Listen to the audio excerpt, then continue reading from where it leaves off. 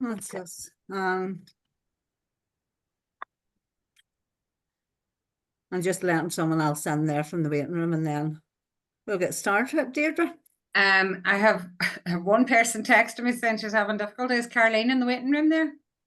I just let someone in there this minute. There's nobody in the waiting room just at the minute now. Just asked, is it the same link? That's all. I answered an email a minute ago about the link. That's maybe it. Right, Okay. well, good evening, folks. As say, welcome very much. And this evening, I want to welcome Deirdre Goodlad, who's going to do her presentation on Ghaeilge. Deirdre is a native county of Tyrone, now living in Ballycastle, and she's the Irish Language Development Officer for the North Antrim area. Deirdre's chair of the Ballycastle Irish Language Community Group, Glór and Maoile. The group run classes and events for all ages, promoting and preserving the language in Ballycastle and the surrounding area. Deirdre, who is currently featured on the BBC Two programme Sliabh, will give an insight into her work in North Antrim, including the learning, goals and challenges. She will particularly welcome hearing other people's experiences and their thoughts on the language. So I'm sure I insulted all the Irish speakers in the room with my staggers at pronunciation there. Well, thank you to Deirdre for sort of giving me a very quick lesson over the phone yesterday. So Deirdre, I'm going to hand over to you at this point in time. Lovely. Gurmai Agatran. Gurmila, it's Misha Deirdre Goodlad. I'm Deirdre Goodlad. And it's Affigach Forbarha Ghaeilge me. I'm the Irish Language Development Officer in the North Antrim area. And I'll explain a wee bit about what exactly the North Antrim area and all that is as well. We're looking at an area which goes from Ballycastle, if you're following our lovely road round, through down towards Ballymena and across over towards Cushendall, taking into account Ghaeilge and Loy and Armoy, Cushendall, and back up round by Carry. So that's the kind of area that I am calling, or that we call the North Antrim area for the purposes of my job. But it's all very flexible, as you'll see throughout our project. All right. Tonight, I want to tell you a wee bit about the development work, my own story, the development work, and a wee bit about the individual projects and things, or not the individual projects, but the individual areas that we look at whenever we're looking at development of the Irish language in the area. Also want to tell you then about things that are going on, and hopefully we can finish off with a wee bit of chat from yourselves as well. So relax back into it, and you can ask me, write down your questions for me as we're going along. The first thing I'd like to say is that hopefully you'll be able to see that this is a 3-year project that I'm employed with, but Irish language has been part of my life for a very, very long time. And I'll just share the PowerPoint with you just so that you can get used to what kind of things are on here, okay? So first of all, if you could just confirm to me that you can see a purple shaped page with Deirdre Goodlad written on it. And if you can't, if you could just let us know. Yeah, we can see that, Deirdre. Yeah, it's all good. Thank you. Okay, so and there's this is my first wee bit about how I came to speaking Irish. So Dún and Doris is the title of this slide, and Dún and Doris was a phrase that my dad used to use at home. So Ruggy August Togu me a Ghaeilge Nigeria. I was born and raised in Castledare, which is over in Tyrone, as Joanne said. I learned Irish at the Common Grammar School in Strabane, and then went on to university in Dublin, the UCD. I left the north of Ireland and travelled about a bit, lived in England for a while, and then came back to Ballycastle with my young family. I have 3 children now, and we came back in 2008 and settled here in Ballycastle. I've had a lot of different part-time jobs, working with children, looking after people, being self-employed, working as classroom assistant or Irish language assistant in Cross and Passion. And then I have also served in the board governors. I was in charge, and I'm in charge of Ogres, which is a youth organisation, Caithfirleach with Glór and Maoile, which is the chair of Glór and Maoile, and these are voluntary posts. I've also been a coach with the soccer team here in Ballycastle, and I just love to jump right in to the community and occasionally to the sea as well. So that's where I came from, but I just want to bring you back to this Dún and Doris, because that's really the first thing that was my first experience of Irish. So that came from my father. So that was very positive. Now, you're all probably thinking, where was my own experience of Irish? Where was your first experience of Irish? Or if you haven't thought about it, I would just ask you to have a wee think about where it is yourself. So some people would, and I have recognised myself, that my pathway to Irish language and being an Irish language speaker has been relatively easy. I was born into a Catholic family and went to Catholic primary schools where there was no Irish in the primary school. However, whenever I went to Strabane Convent Grammar School, the Irish department there was in full bloom, and they had a great culture of sending students to the Ghaeilge, and I spent most of my summers in around Maharorty from the ages of 11 right through to 18. I only didn't go 1 year. I went to Ranafast, and one other year I was accepted for the Ulster project, which is a cross-community project for the North, which you might have heard of, and went to New Orleans for a month. So I think I've had a lot of really positive experiences around my languages and opportunities that have come out of that. The Dún and Doris thing was a phrase that my dad used to say, because he'd be sitting up in the armchair watching Countdown, because he was a school teacher. Of course, he was home early from school, and used to sit up. And of course, if there was a draft in the door at all, it was Dún and Doris, which means close the door. Now, if you're an Ulster Irish speaker, you probably know it better as Dridge and Doris. So there's a variation straight away you can see, and I'll talk a wee bit about that as well. There's loads of variations of Irish, in the same way that there are so many different accents. Like my Tyrone accent, I don't even try to hide it, but it has changed so much, even from coming over here. My family now slag me about saying the kitchen, so which is not a Tyrone way of saying things. So the same happens throughout Irish language. So if you haven't got an experience of Irish language, that's what happens. As you move through different areas, you'll get different pronunciations.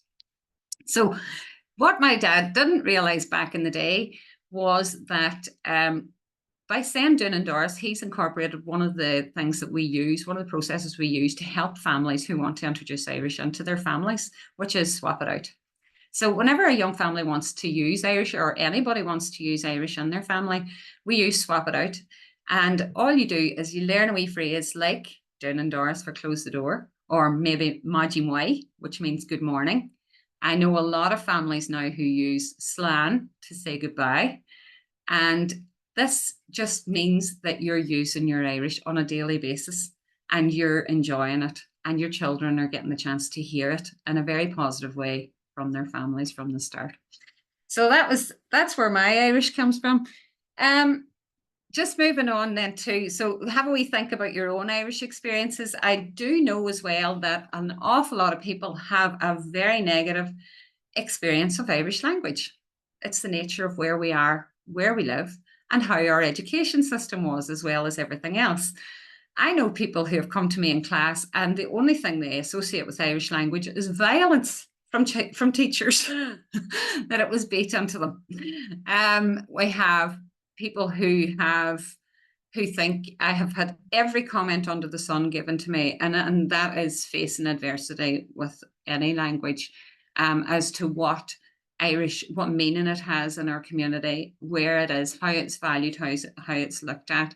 So I'm fully aware that even when I'm speaking to you, and I love my language, that the Irish language, that there will be people maybe in this group as well who are saying that perhaps that's not at their experience of it, or maybe they don't share the view of what this process is of development of Irish language. So it's part of who we are. So to have those conversations with each other and to see where we are. So from there, then, I just want to say that with development, and this will be key whenever we look at the end of this talk as well, where we have a wee look at Acne Ghaeilge. To develop anything is about a process of growth, and it's also about changing from one condition to another. So it's that process. So where do we start in North Antrim with this process? So if I look at my job, I'm working directly with 3 committees, And surrounding that, there's a whole network of committees that are being built around here. Glór and Maoile was set up in 1998, but before that, there was a group called Co-Christian North or Antrim Hui, which is North Antrim co-working committee. And they would have set up classes and things were based in Dunloy. There was a development officer at that time, about 30 years ago as well. The group in Cushendall, Ghaeilge, Ruaidhrí agus Ghaeilge na Lynchie, were set up in 2016. So we have new groups coming on board all the time and being set up. And even yesterday, there was a meeting about bringing more groups together to help them, to help support them as well in different areas. So the foundation then, if you go back then, we have native speakers, Glenara direction, 1950s up to 70s, possibly even. You'll need your historians to go back into that. Then before that, Fish na Glan, set up in 1904. There was a lovely piece today posted by Joanne on the Facebook page about Andy Dewey. So that was lovely to see, and it did mention Fish na Glan as well. This is the Glens Fish, and the caretakers of that fish, Maria McMullen and that are from Glenara, still carrying on that tradition of Fish na Glan. So I think I'm sitting here in a very good, solid position of a foundation as to where to start the development. So I'm just going to show you now how my job, where it comes from and what is it actually supporting. So let's just make sure that we share the screen over to you. Okay, and again, if you can just let me know if you have any difficulties or nothing's coming up. At the minute, you should see, some old photos from my scrapbook in the Gaeltacht. Very, very happy times there for me whenever we're there. And if you're not sure what a Gaeltacht is an Irish language summer college where children or teenagers go for about 3 weeks. And the idea is that you don't speak, or that you use as much Irish as you can. Now that's changed, because when I was there, you weren't allowed to speak a word of English, but it's changed now to use as much Irish as you can. So again, more development from the Gaeltacht. So this is what we're looking at here with my job. So I'm employed by a funding scheme, or under a funding scheme called Scéim Forbartha Líonra Ghaeilge. And it's from 2022 to 2024. And what that means is the Irish language, which is the Gaelic part, networks, which is Líonra, Forbartha, which is development, and it's a scheme. And as you can see, this picture has been used by Glór na Maoile, which are a group which is there to help with the running of the actual projects. And Forest na Ghaeilge are the funders. They receive core funding from the government to set up schemes like this. And the idea here, you can see this kind of network of being set up of development officers and their network. So that'll be me sitting up there in my red, as happy as Larry. And actually next week, I'll be going down to Athlone, down here, to meet up with the other development officers and to share our experiences and to see what ideas we can nick from each other as to what's going on around the country. Now I'm going to change slides next time, so if you can just tell me if the slide doesn't change. So this should say Grúpa Stúrtha and should have 3 logos. Okay, so Grúpa Stúrtha means the steering group. So I was employed for a 3-year period of term, and the application that went into this was made by 3 groups in the area who came together in about 2020 to discuss the possibility of putting in an application for a development officer. So the 3 groups are this Cultus, which is an Irish language, culture, music group, and they're based in Dunloy, this one. There's Cultus groups all over, but this is the Dunloy group and committee. Ghaeilge, Ruaidhrí agus Ghaeilge na Lynchie, and that is a group in Cushendall, sorry. And they're very strong links to their local GAA there. And that's where I have an office as well. And then Glór na Maoile, who are right here in Ballycastle. And I think the former chair is here in our midst as well. So these 3 groups came together and decided to put in the application. I'm also chair of this group, Glór na Maoile. So the application in that went in. We had to choose the areas that we thought we could develop And also we had to prove that there was a demand for increase in services in the area. We used census figures and also a survey of about 500 people. That was just before lockdown, so that was where our cutoff was at the 500. So I suppose I better debunk a wee myth. What are these groups all aiming to do? Well, they are aiming to promote Irish language, but at the heart centre of each of these groups is a community group. They are volunteers just like any other organisation. They are constituted groups. They look after the well-being of the people involved, and they're very much a vibrant part of their communities, organising events, classes, looking at the need that's there. And Irish language is at the centre of what they do. I'll just stop the share there. So officially I'm employed by Ghaeilge because in the nature of these things, whenever groups do come together, you have to have an administration point. So that's our administration point. Now, we've also now got the structure of the six key areas that we decided that we would work with. And I could go on for hours about each and every one of them. So I've tried to pick some lovely wee highlights for you, okay? The first thing though I want to say through all this is whenever I talked about our aim there, some people think that, I won't say some people, that's wrong. I have heard the opinion that we're trying to eradicate English and bring Irish to everybody, and we won't stop till everybody is just speaking Irish. Well, I would like to say as a development officer, I don't know that I could take on a job that has that size thing on it. I think that Irish is a very personal journey. I think that your link to it and your connection to it can grow and change throughout your lifetime. And I think you'll see through what I'm about to show you now about our projects and things, just that impact that we can have in a very positive way on people. We're looking at bilingualism. We're looking at people exploring language. We're looking at making connections with place names, which you've all had a lovely talk already, and our history and our heritage. So keep that in mind whenever I'm going through all this. So I will go back to my wee PowerPoint.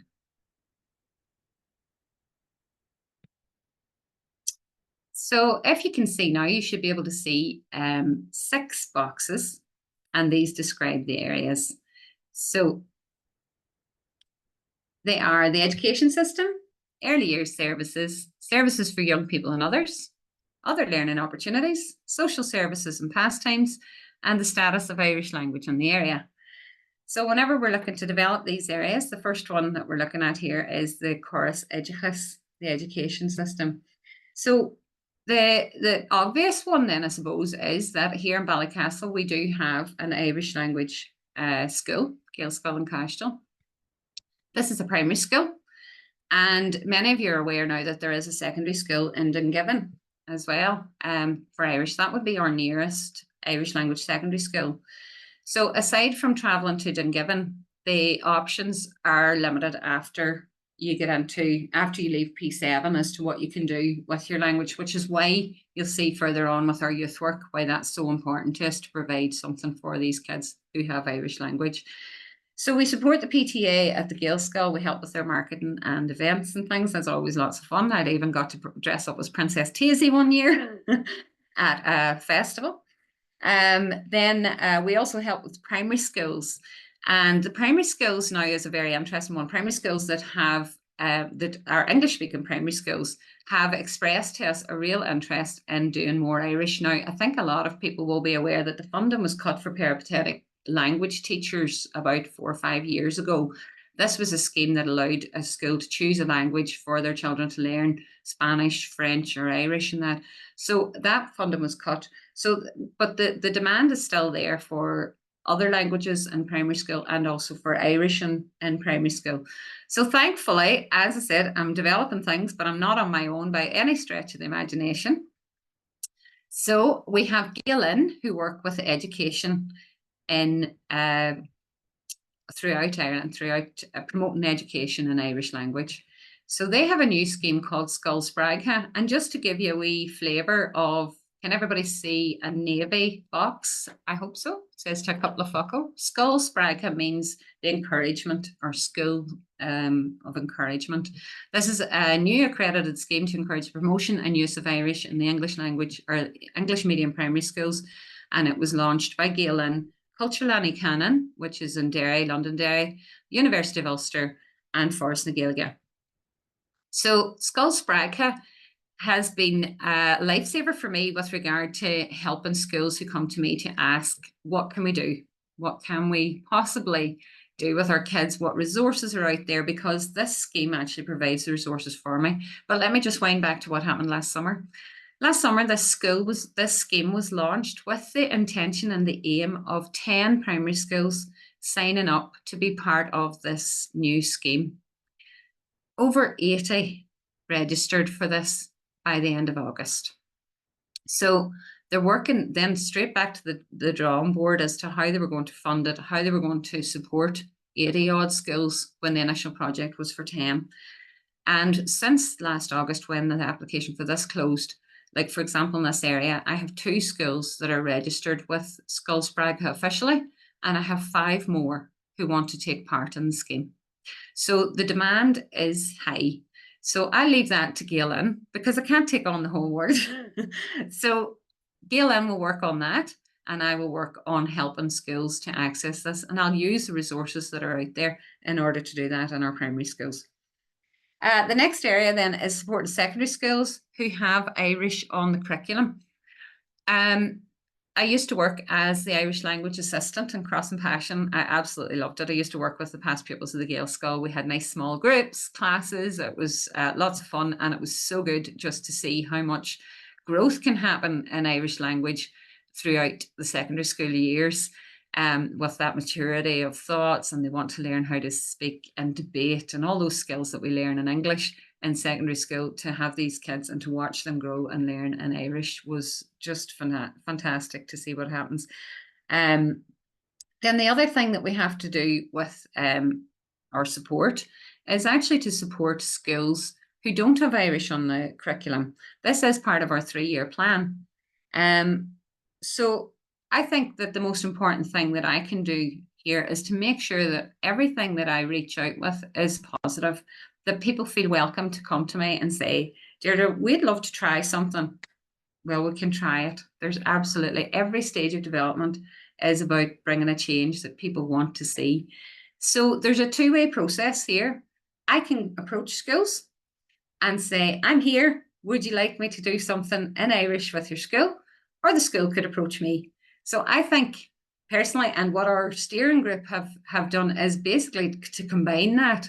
So it is that kind of see where the demand is, but also make sure that people are aware that I'm here and that I'm welcoming anything there. I think that the secondary schools, and this is just my own opinion, I think that when it comes to Irish not being on a curriculum, and the feel of feeling welcome to speak Irish or doing something new with Irish language, which hasn't maybe been done before in a community area or in a school, I think a lot of that can very much fluctuate depending on the landscape at the time within the community. It can be to do with political sound bites that come out over the last few years. We've seen quite a few. The personal experience of the teachers, the pupils, how the community nurtures good relations work that the council does and everything like that. So there's many different factors there which help me to be able to say to people, here, come on and tell me what you want, and let me see how we can help, and not just me, all those lovely committees that are working with me as well, and share those lovely resources that are there for everybody. Now, so that's school, and I want to move on now to say just a tiny wee bit on school, a wee nugget for you. If there's an Irish Language Act, does that mean that children have the right to demand that they're taught in Irish? This is one of the things that people question. It's one of the conversations we're going to have to look at as we start to go into the Irish Language Act. What's available for people? Where's the responsibility? What is our role in society with regard to Irish language? What can we provide? What's available? What can we afford to do? And how do we develop any wee step of provision that's there. So that's just another wee thing for you to think about with regard to that. All right, so on to one of my favorite topics now, which is early years. So I absolutely love working with early years. That's young families, babies, children.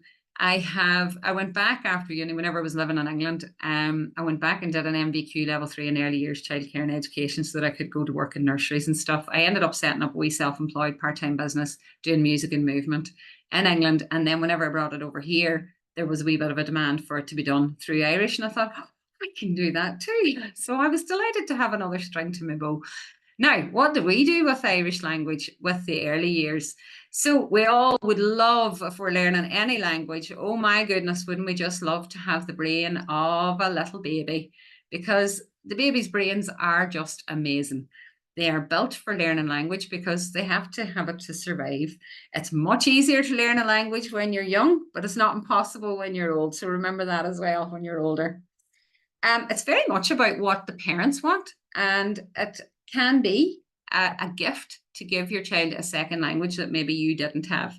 There are nurseries and schools being set up, even as we speak. There are new schools opening across the north, and it's lovely to see the wee services and things that we can provide for parents. So every Tuesday or every second Tuesday in Ballycastle, I have a wee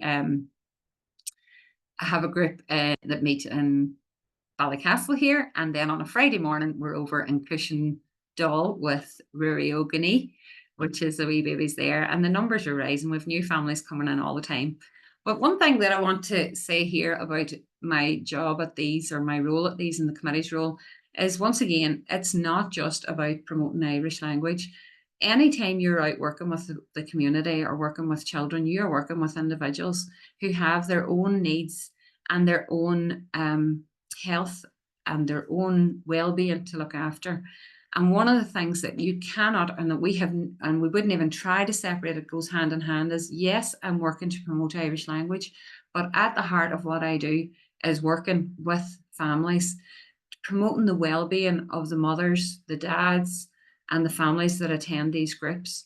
So that's at the core of it. That whenever we talk to parents on a Friday morning, they're the number one thing they say is, oh, it's so good to have somewhere to go. It's so good to have somewhere that just gets you out of the house on a cold, wet morning. There's a nice cup of tea on, there's plenty of crack and chat. And then, of course, you get to enjoy Deirdre doing some songs at the end with her wonky guitar and playing with some ribbons. And the children learn the songs and a hay and a tree. And we play parachute games, and we just have a really, really good time. It also gives me a chance to go around and speak to the children whenever they're playing their wee dolls or playing with the cars. I just speak to them in Irish.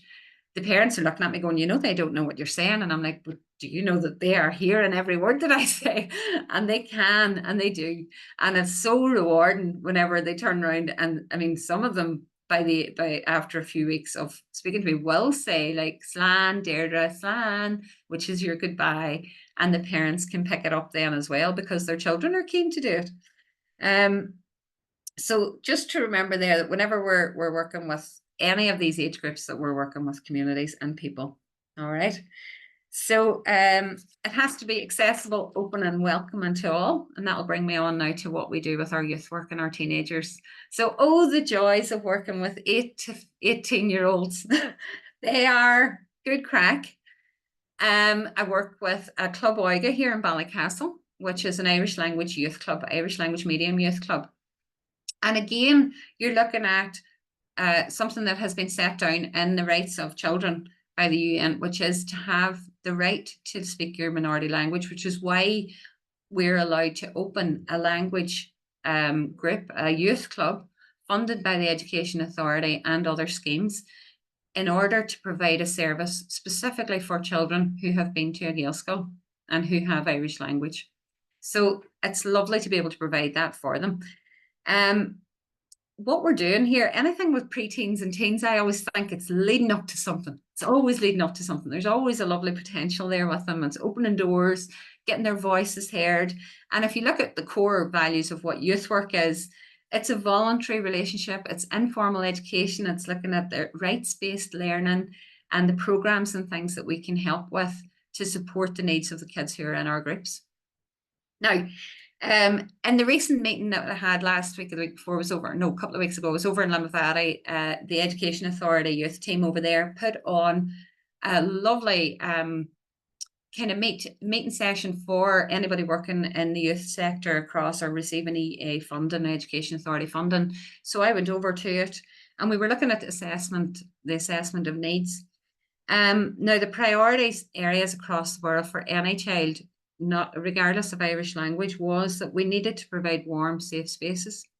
Now, usually whenever you go to an assessment of need, it's much more, you don't get that top priority all the time. That doesn't always make it because something else is a priority, because we assume we've already got warm, safe spaces. This time round, whether it's coming out of COVID and the cost of living crisis and things, this has been identified as a prime need, warm, safe spaces. So I'm providing a warm safe space for the teens and the kids where they can speak Irish as well. The other thing that was identified with Ballycastle, I'm not sure actually, is everybody here familiar with Ballycastle area? Yeah, a few nods and things. So within Ballycastle, one of the two main needs that we're looking at the minute, or two of them, is isolation because of where we are. And that's isolation from the Irish language sector and also from services provided for youth. So we don't have, we have to get, well, we've got wee lessons in the summer. We've got the use of the swimming pool in the summer here, but in the winter time, the swimming pool's in Ballymoney. We have, if we want to meet up with other Irish language groups, we have to get a bus. The average cost of a bus at the minute is about 400 quid for the day. So you can imagine that we have to choose wisely where we're going with these teams and where we're going to bring them. And a lot of planning goes into making sure that we get the best effort and the best results from it, from whatever we try to do.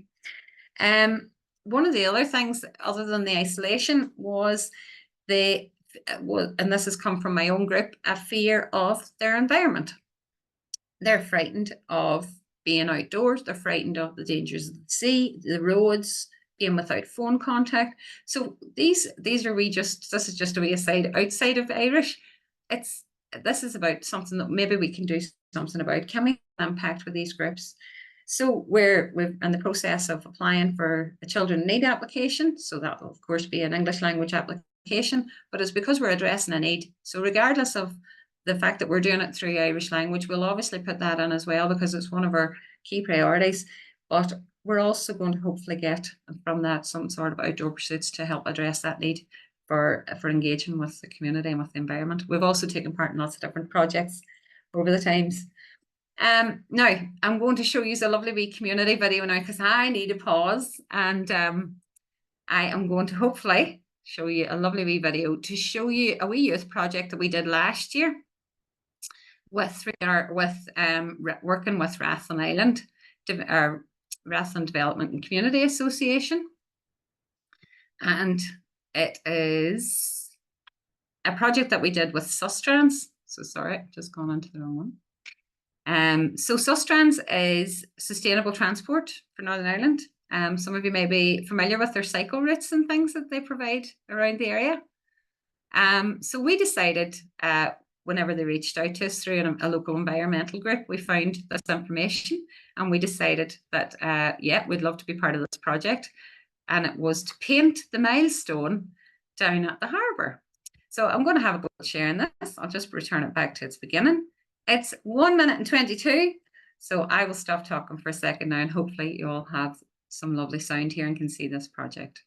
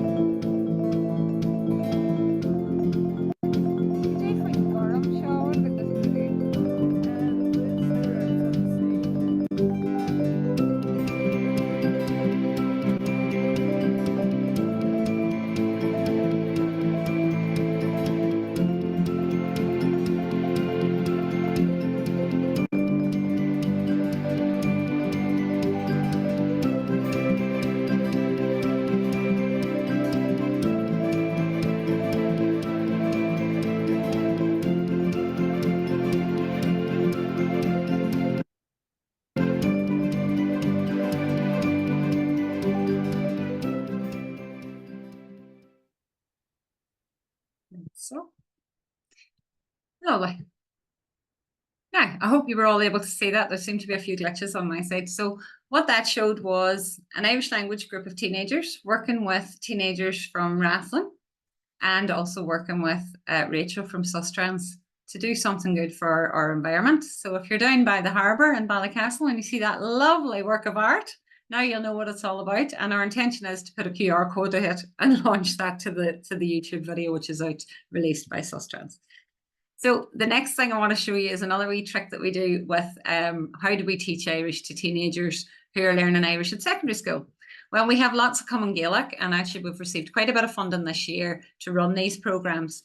And I'm going to show you now a wee video that was recently made in Dunloy with a group of teenagers, early teens, who are learning their body parts and some basic instructions in Irish. But as you'll see from the video, we decided we would use the haka to do this.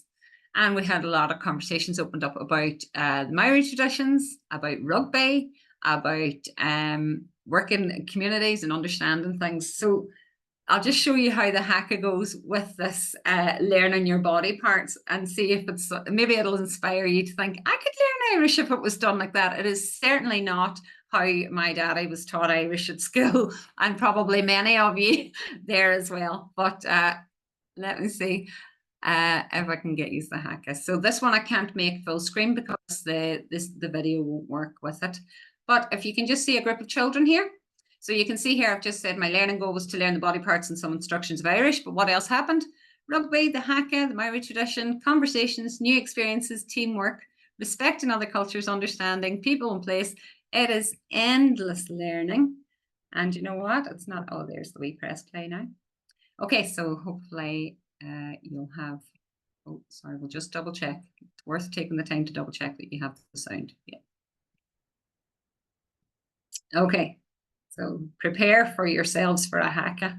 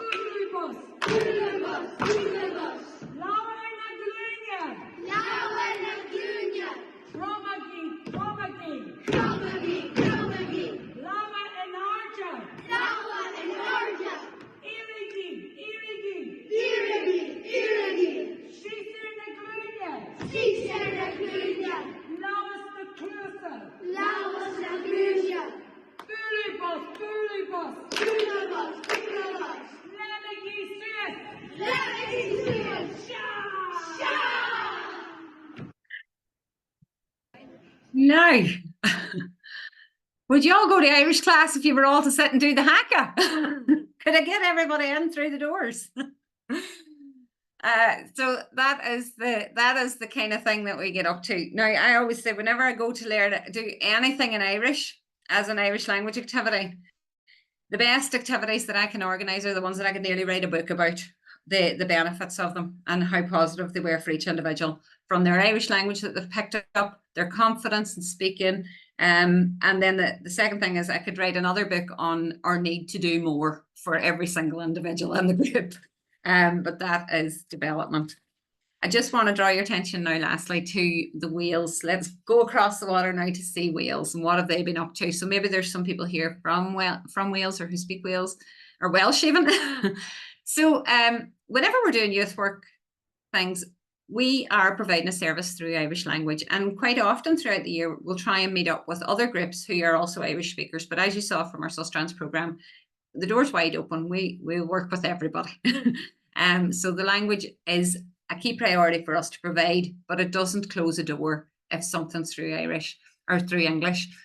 But what happened in Wales was whenever their Irish language or when their Welsh Language Act and things came through, and it was a cross-party supported act for the most part, from what I know, the services, the clubs were all running in Welsh.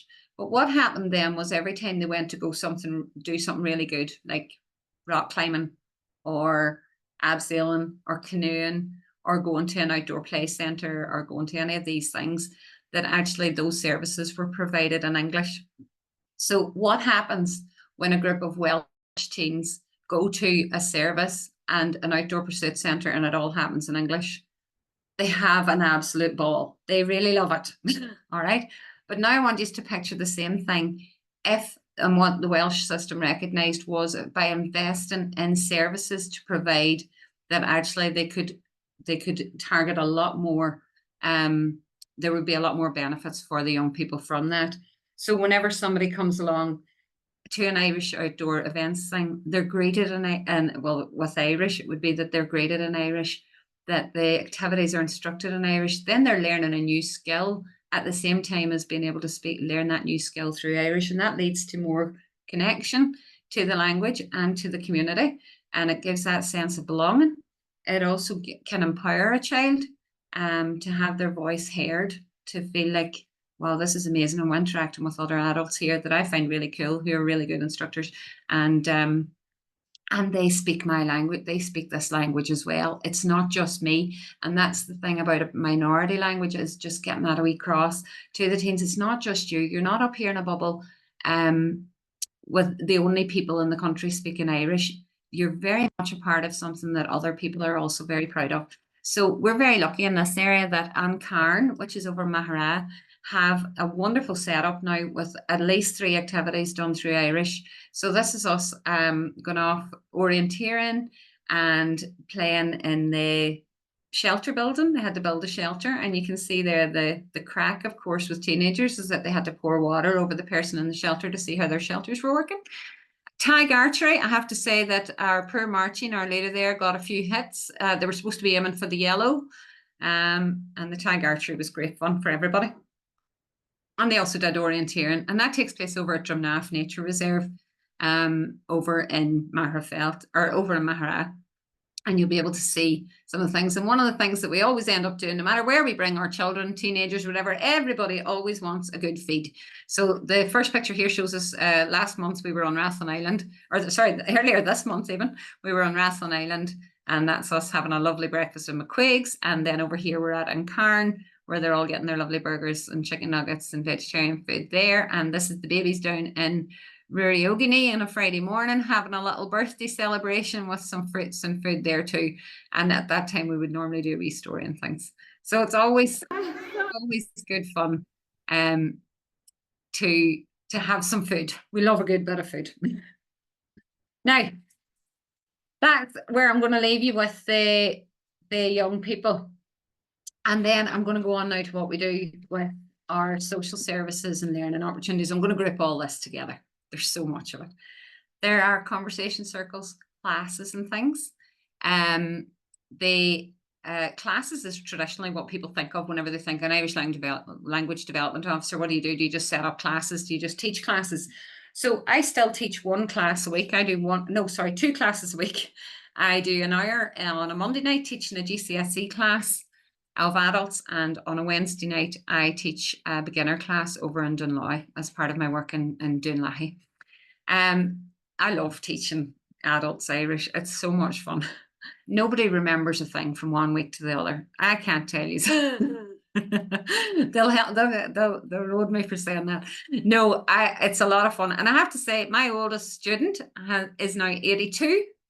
He took up Irish 10 years ago. And I also have a group of students, my GCSEs, who are in their 70s. Give us a wave if that's you. And they're going to sit their GCSE this summer for the 2nd time. So I find it very encouraging that people are taking up this challenge of learning a language as an adult. It's definitely different. It's definitely different as an adult. I've tried to learn French as an adult, and unless you're using it every day, you forget. You do forget. So creating lots of different spaces for people to enjoy classes and different ways, and providing services where they can use their Irish is very important to us. And one of the things that we have now, and I'm hoping that over the next wee while in North Antrim and the Antrim area that you'll see a lot more of these, is a thing called a pop-up Gaeltacht. Now, if you've never heard of a pop-up Gaeltacht, I've explained earlier that a Gaeltacht was traditionally a summer college where you went and you spoke Irish. A pop-up Gaeltacht is a phrase that we now use to describe an event which we pop up, an Irish language event in any area, and the flexibility of these is brilliant. We have taken these pop-up Gaeltachts to festivals, the Lammas Fair, Heart of the Glens Festival over in Cushendall, Maritime Festival on Rathlin Island, Ballycastle. Oh, I'm going to forget some. You'll have to remind me at the end which one I've forgotten, what's not on my radar. So with the pop-up Gaeltachts, what I want you to know and learn about pop-up Gaeltachts in North Antrim is, see that whenever you see the same pop-up Gaeltacht, you might as well be looking at a big welcome sign, because everybody's welcome in there. They're set up so that there'll be a bit of music, a bit of entertaining, maybe some storytelling and things. And usually it'll tell you on the poster what the kind of what the emphasis is. Sometimes it's history and things as well. There'll always be something there for children to do. There'll always be food, as I told you. It's not just the teenagers. We all love a cup of tea and a scone. There'll always be a cup of tea there, or some sort of other refreshments for you. And the main thing is, whether you've got one phrase in Irish, or you just want to hear what it sounds like, or if you're a fluent speaker, that the pop-up Gaeltachts are there for you. They are a service there for you to meet other people who are interested in and who love speaking Irish. And quite often the conversations get on to all sorts of things, and people make all sorts of friendships and connections through these groups. So one of the gaps that I have in my development area for North Antrim is 18 to 30s. So most of the people in our classes across North Antrim are over the age of 30. In fact, I would say the majority are probably over the age of 40. What's happening here? 18 to 30s, young families, people moving away, people interested in different things, maybe sport or something. They're working all day. The last thing they want to do is come out and learn a language in an evening or evening classes. But one of the biggest gaps that we've found with our development work is how to meet the needs of parents who really want to learn Irish. So in 2020, I mentioned earlier, we did do a survey of about 500 people. Of those, the ones who have families, most of them said that they would love to learn more Irish, that they'd be really interested in speaking more Irish at home. And yet we don't see them in the class. So of course, it's obvious, it's as plain as could be. 7 o'clock is bedtime. It is bedtime round the clock, round the world. You can't get out of the house. You're busy. You're knackered. So we had to think a wee bit outside the box. And thankfully, when I was doing a wee bit of thinking one day, because I do like a good idea, and sometimes they come to me in the most random of places, but whenever we were having a good idea and a chat about this, we thought, well, the best thing to do is to get to people through their phones and through videos and YouTube and Facebook and things like that to make it accessible. So at the same time, a project called Ghaeilge Tionscadal came up in Forest na Ghaeilge, which was the project fund. And they accepted applications based on a wide, very broad application base for how you would encourage people to speak Irish and how you could provide a service. So we decided we would love to make 6 videos in Irish to help people to learn the language. So that's what we did. Now, I'm going to show you, I'm going to have a little short break from talking again, and I'm going to show you one of our videos, which we are going to be launching next week. But first, I'm going to show you the poster because I really want you to know and recognize it when you see it. And the launch night will be next Thursday night. And then Seachtain na Ghaeilge is coming up. And Seachtain na Ghaeilge is Irish Language Week. And that's coming up from the 1st to the 17th of March. Don't ask me why it's a week, and it's nearly 3 weeks long. But so this is our poster for that. Ghaeilge Sliabh, which just means an Irish speaker at home or in the home. And our launch night there will be in our Minor Bakehouse. But I'm delighted to say I'm going to give you a sneak preview of one of the lessons. So this is lesson 3. So let's see if you think, because this is my first time, I've got to find out what do you actually think of the videos. You'll see some lovely shots of aerial shots and things used in it as well. And let's see if you find that this might be something that would be accessible for you. And again, we're a long way from the way they used to teach it in schools. So let's have a look. Just optimizing the video clip. Oh, there's her ladyship herself. Now, so you should be able to see the lovely aerial view of Cushendall. And I'll hit play here, and I hope that you get the full thing. It's about 2 minutes long. That was the idea, was that 2 minutes was the attention span for a quick learner video. So here you go.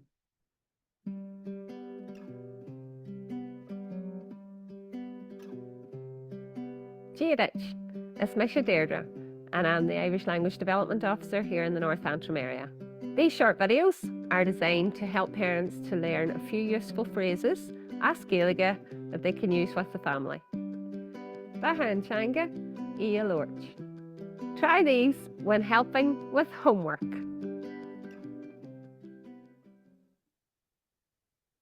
Hello, Mama. Deirdre, Cara. An Maoile deas agad inniu. Bhí láthhaid agam An Maoileachas hurt. gur sóir. Bhhaid am capra le a thug. Card Glór. An bhir tú aber bhile. Tá lang ab bháile agam. Ar bhaile cuidiú. Bhhaid am cudú. Now, let's go over that again. Hello, Mama. Deirdre, Cara. An Maoile deas agad inniu. Hello, Mammo. Hello, Granny. Deirdre, Cara. An Rúla deas agad inniu. Hi, Cara. Did you have a nice day today? An Maoileachas hurt. Tá gur sóir. And well up resort. Are you hungry? Ta Crosorum. I am hungry. Bhhaid am capra le a thug. Card Glór. An bhir tú aber bhile. Tá lang ab bháile agam. Bawilum capra, little hull. I'd like a sandwich, please. Cart galore. And where to Oberwilya? All right. Did you get homework? Talan Oberwilya ogum. I have a lot of homework. Ar bhaile cuidiú. Bhhaid am cudú. Arwailat, could you? Would you like help? Bawilum, could you? I would like help. Now you're a Ghaeilge Sawala. My who?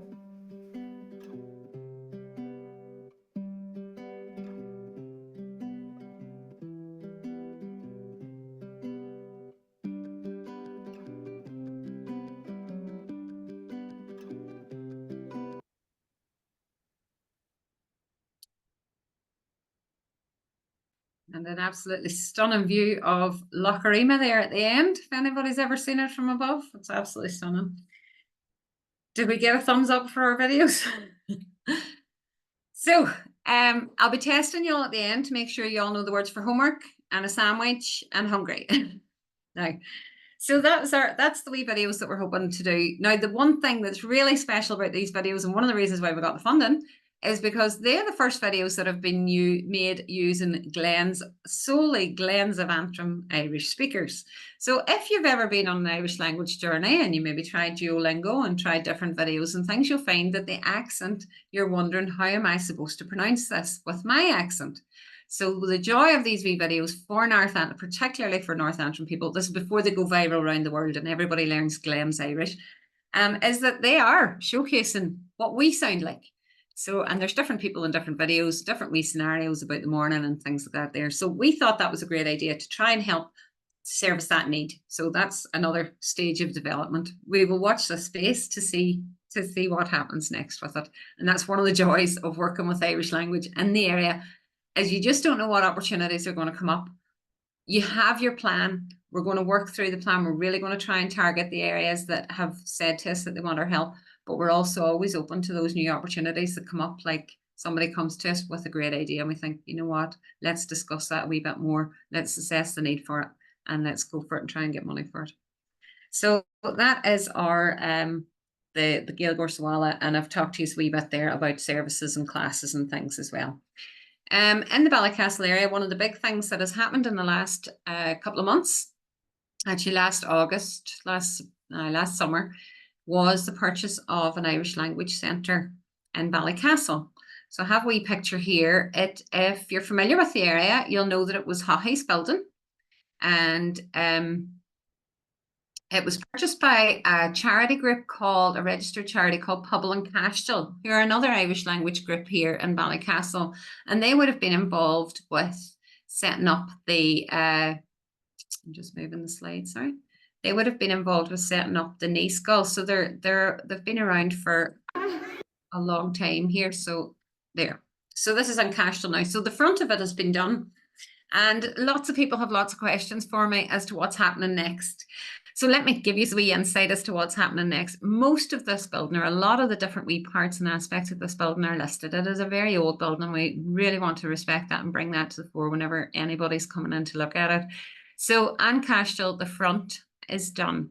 The building works, we hope, will start this year in order to get the downstairs ready for a shop and possibly cafe area downstairs. Now, if you've ever been to the shops in the Irish language centres, they usually have a selection of books, gifts, food, different things for different, depending on what the area is and what the demand is there. Upstairs is currently residential, and that the idea is to change that. There's 3 levels here, so we'll be able to change that into classrooms and office space. So lots of room for development with business and employment here as well for people of the area, especially those who have Irish language or who are interested in Irish language. And then it'll also be a base to provide a space for people to come together and community building at the absolute heart of it. It's an Irish language building, yes, but it is a community building. It is there for the whole community to use. So I wouldn't be put off asking once it's open if your class could go there or your group could use it. You do not. I would guarantee you will not have to be. It'll not always be about Irish. It's about community. Always about community at the heart of it. The other thing then, I think in the years to come, what we hope is that it will expand out the back, which if anybody knows the building and these grounds, they go right up at the back. And it would be to expand there into a multi-purpose space that perhaps could fit the Club Oiga theatre style things, those kind of black box units. They have one down at Incarn. So again, with regard to development, you're always looking at what's already out there. What have other groups done? What works? So you're not reinventing the wheel. And that's one big advantage we have here in North Antrim. We can look at other groups and they're so helpful, absolutely so helpful. That network that's starting to form now of LENRA, of groups, is really starting to really working together to make sure that people can, whenever we go to do something, that we have that support from other people who've maybe tried it before or see what works and what doesn't work. So it's absolutely lovely. It's lovely to work in with that kind of community ethos, always at the heart of it. So that's the culture land. My last 3 thing that I wanted to just mention to you was about Act na Ghaeilge. So this is the Irish Language Act, and in Irish it's called Act na Ghaeilge. It's had a longish road to get to where it is, and you can find out an awful lot more about it online by looking it up and looking up the legislation. So I'm not going to go into all that, but what I simply want to do today is just to give that wee flavour. A lot of people wonder what on earth it is, and with Stormont up and running now as well, we should start to see some movement with regard to what this looks like in practice. So we're just going to have a wee look at it. Now, this is only one part, as I said, part 7B of the Identity and Language Northern Ireland Act 2022. So this act is in now. So it's a recognition of the status of the Irish language, and that's a first. So the purpose of this part is to provide official recognition of the status of Irish language in Northern Ireland by providing for the appointment of an Irish Language Commissioner, providing for the development of standards of best practice relating to the use of Irish language by public authorities, and requiring public authorities to have due regard to such standards. And really that's the bit that I want to look at with you. Then it has a bit more about what the role of the Irish Language Commissioner will be. But if we have a look here, one of the key words, so there'll be an Irish Language Commissioner. So we have an awful lot of work to do to see what will that look like. And I would imagine that these conversations, I would say there's a lot more plans in place than what I'm aware of, what that will be and what that will look like. Then a development, providing for a development of standards of best practice. This is no finished project. And it's the same as the stuff I'm doing. Whenever I've been describing to you about what development is, a change of circumstances from one thing to the next, a bit of growth and promotion of something. That's what the development is. So everywhere will have its own, like I've described to you what's happening in North Antrim, a wee bit about where the job has come out of, what we're hoping to do in the future and what we're actually doing now. But every area has their own stories to tell. Every learner has their own story to tell, and every person here has its own journey with Irish language as well. their own experiences of it. So developing a standard. So we're starting to, well, I hope that from my talk that you will start to look at what would that look like, or what are the possibilities there. And one of the things that I hope I've got across to you is just how much it has to be, anything to do with Irish language has to be based in the community and for all ages, all people, and all those different services, and providing a service to meet demand. The last thing, and this is some people say a controversial point, having due regard to such standards. This is the wording that has been enacted in our Act. It's different from other Irish or other language acts. Due regard, what will due regard, to have due regard for something? What will that look? What will that entail? How much accountability is there? Things like that. This all has to be worked out. So there are lots of questions, and what I'm hoping even from you attending here tonight is that whenever those questions and conversations come up, that you'll think, you know what, I have an opinion. I'm going to give my opinion as well. I'm going to help to shape it.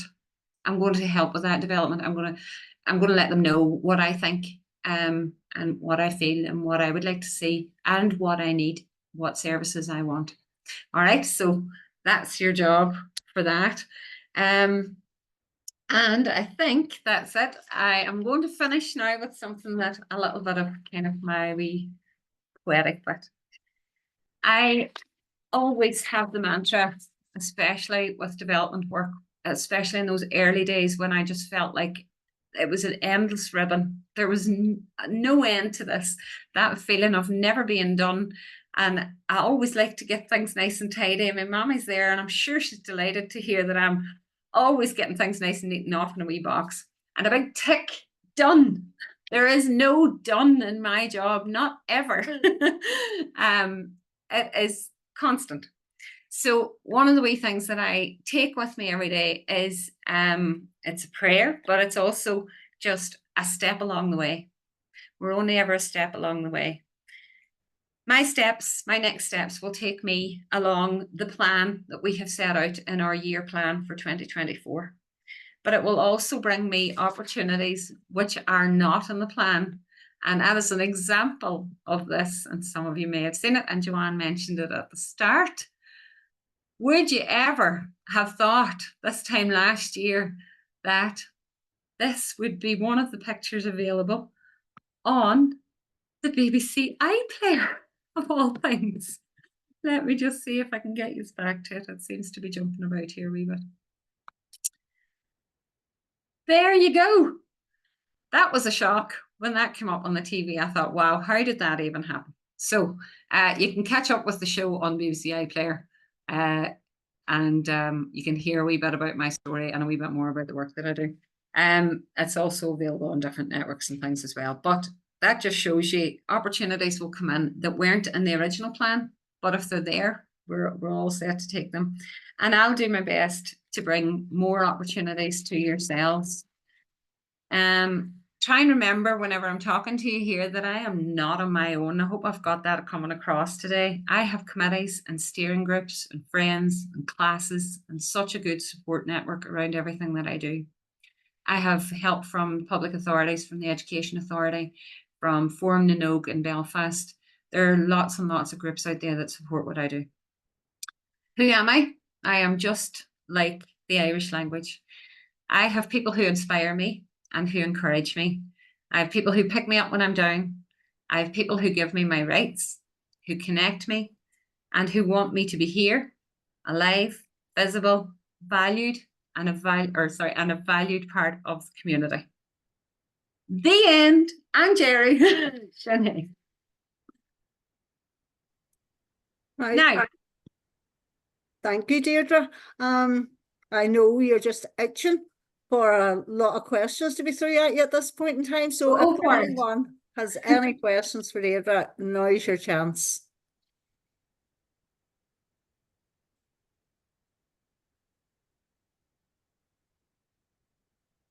Hey, yes. Deirdre. Okay, Go go on. ahead. Hey, Deirdre. Yes. Oh, Okay, thanks, Sean. It's Sean. Yeah. Hey, when was the peak of the Irish language being spoken in County Antrim or Ballycastle? The peak, to look at a peak, you're actually going back to, it's not really so much of a peak as what you're looking at as the highest point before the decline. So you would have had a very Irish speaking language or Irish speaking society here, especially with the coastal area. Now, I'm not a historian, but our links to the Scots Gaelic language is very strong as well. It's very, very similar language. Rathlin and their Irish story is slightly different Irish pronunciation and things as well. And we think that's maybe because of where it was. So the last native speakers would have been around about Glenara. If you're chatting about the 50s, small groups in the communities that would have spoken Irish. But before that, you'd be chatting, people put it down to the start of the decline around about in the 1840s, 1850s, even before that. So if you look at local history, even things like the Rathlin Island massacres and things like that there, you would imagine, I mean, Nick will be able to help you out more with this question, Sean, probably, but you would imagine how the devastation that would cause to a language, never mind the actual people and things involved as well. So yeah, so you're actually looking at probably at least 4 to 5 generations ago. However, that said, I do have a fellow in the town here, and he's very proud to tell me that, would you believe, in his family, they've only missed 2 generations of speaking Irish. His own family and his parents. His children now go to Ghaeilge. So as he sees it as a bigger picture, he says, I've only missed 2. So yeah, as far as a peak goes, we're actually probably looking at hitting a good peak in the next, well, the census things are up, that we're going back up with regard to people having a knowledge of Irish and using it every day, as well as the fluent speakers. So yeah, that's as far as I would go back with it, but definitely talk to some historians about it. Thank you. Thank you. All right, Sean. Anna, I think maybe you have a question for Deirdre.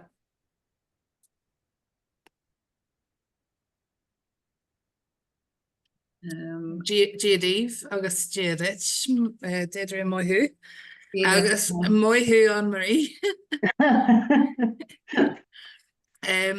Deirdre, I wanted to ask, the community hub has like an Irish language thing I've seen from 10:30 to 12. What age group is that aimed at? The community hub is a conversation circle, and it's for adults. And it is a small group of people who come together who don't want a formal class but want an opportunity to speak Irish. So it's probably about Manrang level, which is like an intermediate Irish level. But if there's something that you're thinking that you need provided during the day, at the risk of coming out of this talk with a to-do list across the arm, Hannah, please get in touch with how we can maybe help with something for during the day. You think it's something for children? Yeah, something for the home ed kids. Okay, Although so you're probably home ed sick of me kids. pestering you. There you go. So, and that's how my job works, everybody. I've just seen it in action. Somebody comes to me with something, an idea, something that they would like to see, and then we have a look at how we can help provide a service. We're in there on a Wednesday from 1:30 to 3:30 anyway. Yeah, that's the afternoon stuff. Yeah, their activities. The community hub one, that's run by Glór and Maoile, the Irish Language Society, or the Irish Language Club. My boys both have their couple of focal, but you were saying the youth club, it's mostly aimed at ones that go to the main school, isn't it? Yeah, so the Club Oiga in Ballycastle is for Irish language speakers only, but there are other scheme dynamic Oiga and youth event schemes over in Cushendall on a Monday night for children who are learning Irish. As either just at the club or maybe they're doing a few things in schools and stuff. And there's also one in Dunloy on a Wednesday night. We take the children from 7 to 7:30 to do some Irish fun and games before they go to their muscle classes. So there's a few options there, but it means traveling outside. Yeah, well, we don't mind Cushendall. Sure, we get to see Anne-Marie down that way. Well, that's the day you'll have to keep you right. So yeah, it is. It's, if we had one of the things we're looking at is how to fund, because there is a demand for that in Ballycastle, to have an English speaking Irish language service for young people and teens, so, or for children and teens. So that'll have to be in the plan at some point. Sure, I mean, my yoga. Anyway, any other questions? Grand, I'm going to flip it back on you all then. So I thought, well, if nobody asks me any questions, I'm going to ask you questions. So my first wee question is, what's your story? Would anybody like to tell me their individual experience of Irish? Now, short and sweet, because I'm sure I've talked for a long time. But would anybody like to give us just a wee flavour of what their Irish language experience has been? Positive, negative, where it was? And maybe has anything in this talk changed how you feel about that?